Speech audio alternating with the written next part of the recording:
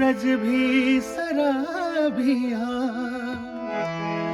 P जाला अन्हरिया के, सूरज भी शराबिया बाचन वो शराबी पर उम्मीद से कम बाटे, बाचन वो शराबी पर उम्मीद से कम बाटे, हम मान भी ली लेकिन आसार तो कम बाटे। नमस्कार, आप देख रहे हैं फिल्मेनिया और फिल्मेनिया एंटरटेनमेंट का ये खास सेगमेंट है। और आज हमारे साथ सुशांत हैं। सुशांत सिवान के रहने वाले हैं और सुशांत की खास बात यह है कि बीते लॉकडाउन में जब पूरा समाज एक तरीके की उदासी में चल रहा था, सुशांत ने कहवा के पियर माटी जैसा ट्रेडिशनल सॉन्ग गाकर रातों रात जो प्रसिद्धि पाई, वो अपने आप में एक अजीब सी सुकून देने वाली थी कि अभी भी भोजपुरी की वैसी गायकी को लोग पसंद करते हैं।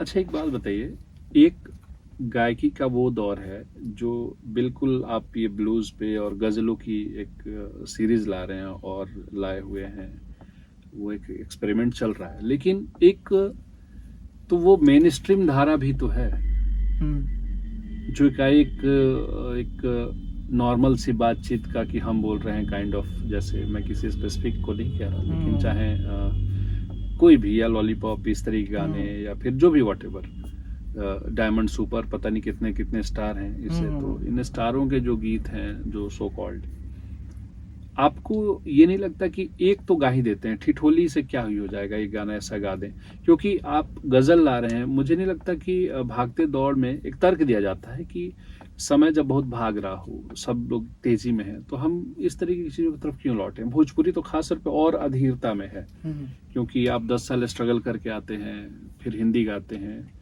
और आपने तो शायद स्टेज के साथ आपने शायद क्लब्स में भी गाना गाया कि उन दिनों स्ट्रगल के दौर थे और वो सर्वाइवल के लिए 4 साल बाहर में गाया हूँ मैं जी।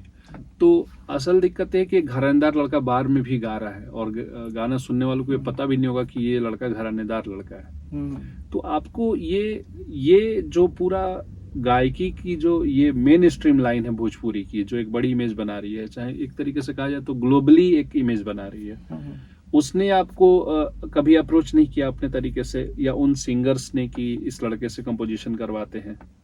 नहीं, मैंने काम तो किया है काफ़ी सारे, ऐसा नहीं है कि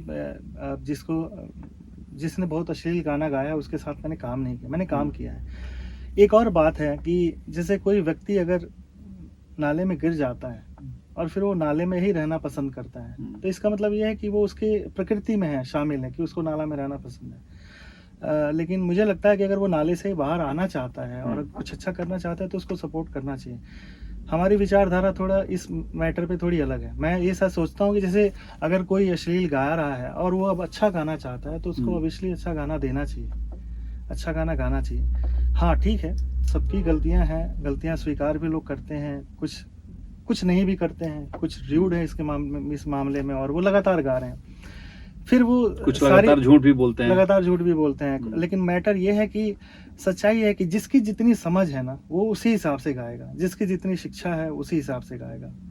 और मैं हमेशा से बात बोलता हूँ, आप बहुत बड़ी बात बोल रहे हैं, हमेशा से ये बात बोलता हूँ कि मैं अगर किसी, जैसे कोई भी कलाकार है, कहीं गाँव से आया है, वो स्ट्रगल का दिन है उसका, वो कोशिश कर रहा है, लेकिन वो अगर रास्ता से भटक जा रहा है तो कहीं ना कहीं उसका संस्कार भी उसके पीछे है, उसकी शिक्षा है। मेरे संस्कार तो ऐसे नहीं है।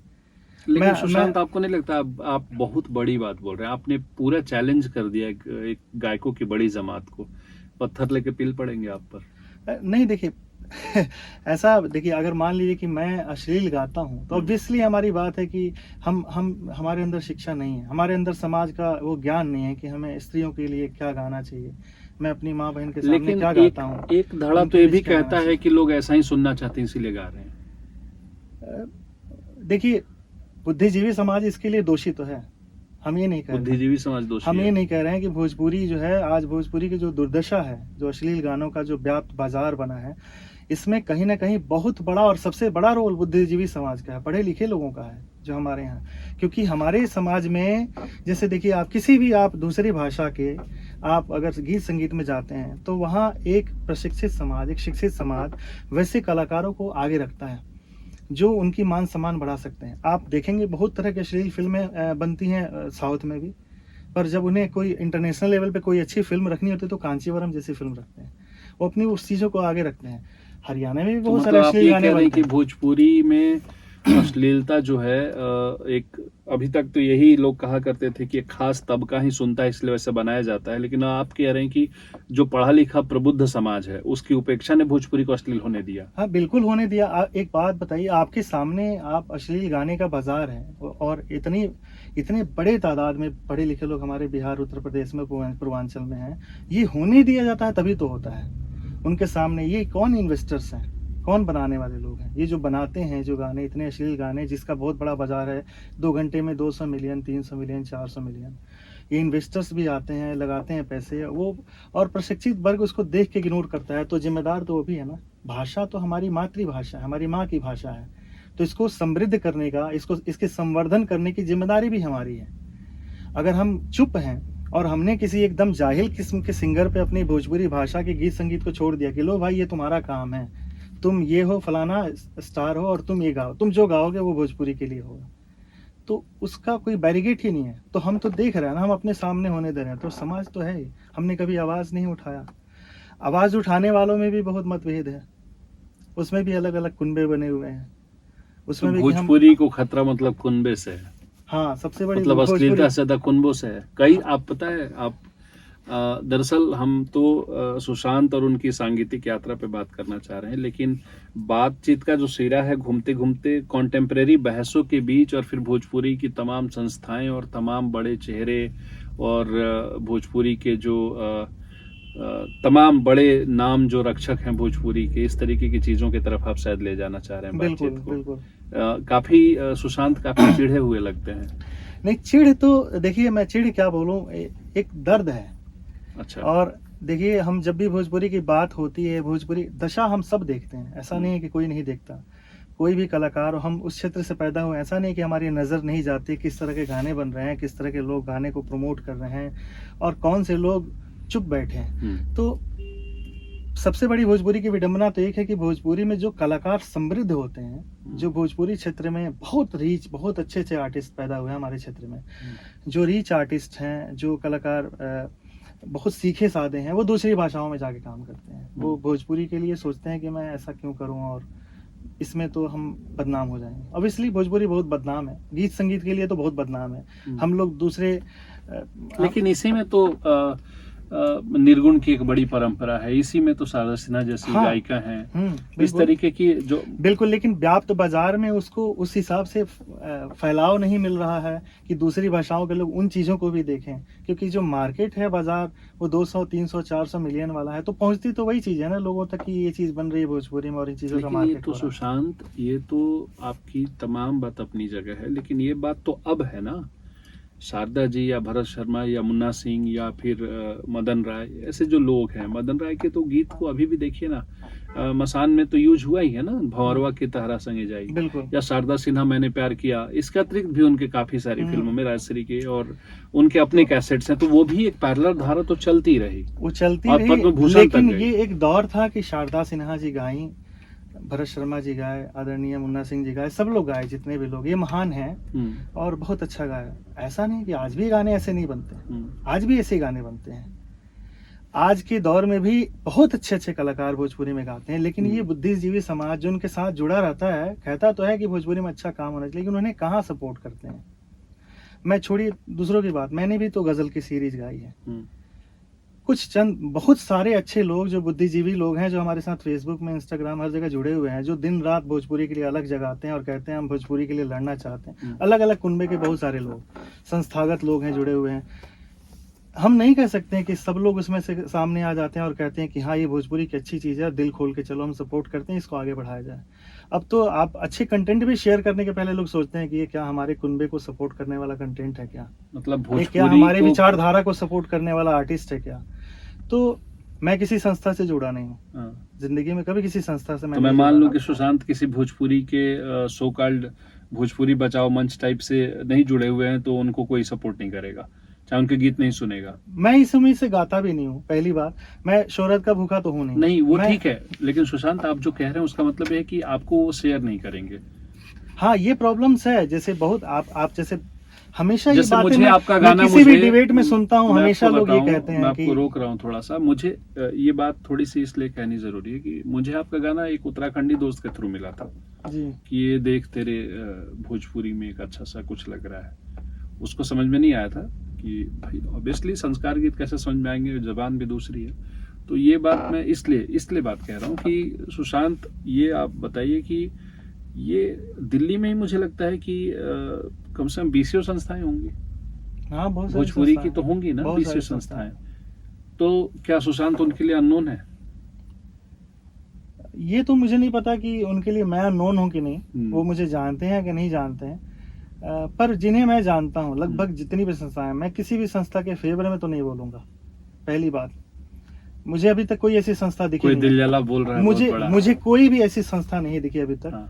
जो व्याप्त रूप से जो भी कर रही है भोजपुरी के लिए, हम्म। उसमें ऐसी विचारधारा नहीं हो कि वो उस कुनबे का है तो उसको सपोर्ट होना चाहिए, वो उस कुनबे का है सपोर्ट ईमानदार करना होके, चाहिए, या वो निष्पक्ष मेरा होके। भक्त नहीं है, या वो मेरा जी हजूरी नहीं करता है, या वो मेरे लिए नहीं करता है। क्योंकि पता है क्या है, सब भोजपुरी है उनके जहन में, भोजपुरी के लिए सोचते हैं, मुझे ऐसा लगता है। लेकिन उससे ऊपर वो अपनी संस्था के बारे में सोचते हैं। ये सारी संस्था ये, और मेरे को समझ में नहीं आता कि संस्थाओं की जरूरत क्यों है। हम अगर भोजपुरी की अलग लेके खड़े हो गए सामने, तो मुझे संस्था की जरूरत क्यों है? मुझे एक खास कुनबा बनाने की जरूरत क्यों है? क्या भोजपुरी में जितनी संस्थाएं हैं, सब में मैं देखता हूँ, और बहुत प्रबुद्ध लोग, बहुत बुद्धिजीवी लोग हैं, और तमाम बड़े लिटरेट लोग बैठे हैं, और पूरे दुनिया से लोग बैठ के इन चीज़ों को कंट्रोल कर रहे हैं, देख रहे हैं। वो सारे एक क्यों नहीं होते? एक छोटा सा हमारा प्रदेश है, पूर्वांचल प्रदेश है, जो उत्तर प्रदेश का कुछ हिस्सा और बिहार का हिस्सा, झारखंड का हिस्सा, और जहाँ हमारी कुछ नेपाल का हिस्सा, इसमें से जितने बुद्धिजीवी लोग हैं, इनको जोड़ के एक बड़ी संस्था क्यों नहीं बनी? सबको जोड़ के ये सब एक दूसरे के साथ, बहुत सारे कलाकार हैं, मैं किसी का नाम नहीं लूंगा, सब कलाकार मेरे को बताते रहते हैं, ऐसा नहीं है कि हमने गाना गाया, ये हमारे गाना ये लोग नहीं शेयर करते हैं, या उनको हूट भी किया जाता है, उनके गानों के बारे में बुरे कमेंट्स भी होते हैं। आप अच्छे गाने पे भी बुरे कमेंट्स होते हैं, और उनको प्रताड़ित भी किया जाता है संस्थागत तरीके से। कई सारे लोग, मेरे को भी कई दफा वोट किया गया। मैंने इरशाद खान सिकंदर की गजल गाई, तो आपके गजलों के साथ राइटर तो वही है मेरे ख्याल। हाँ, मेरी गजलों के राइटर वही हैं। मैंने मनोज भावुक जी को भी गाया है, इरशाद खान सिकंदर को गाया है, और भी बहुत सारे राइटर्स हैं जिनकी गजलों पे मैं काम कर रहा हूँ अभी भी।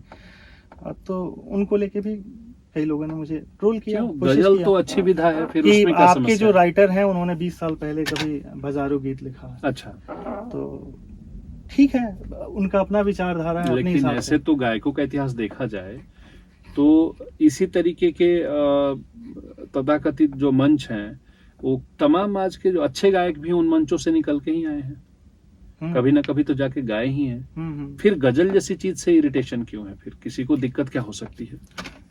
गजल जैसी चीज से दिक्कत नहीं है। दिक्कत ये है कि ये कोई सिंगर है, और ये उन्हें शायद लगता है कि नया पे आ गया और गा रहा है, कुछ तो खामी निकाली जाए कहीं। देखिए, मीन कुछ अच्छे लोग भी हैं इसमें जो मीन में नहीं निकालते हैं, सोचते हैं कि अच्छी चीजें हैं तो प्रमोट की जाए।